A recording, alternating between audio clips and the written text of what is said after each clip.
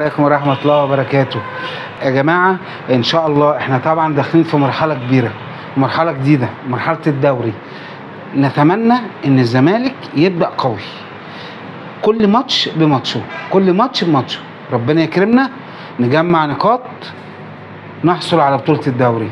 نفسنا بجد ناخد الدوري، كلنا نجتهد على الطلب ده.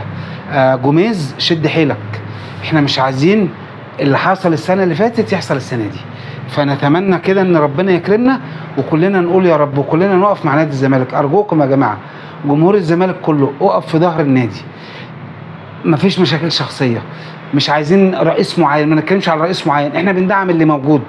احنا عايزين نادي الزمالك يبقى اكبر نادي في العالم، فلازم كلنا نبقى ايد واحدة ونتفق على حب الزمالك.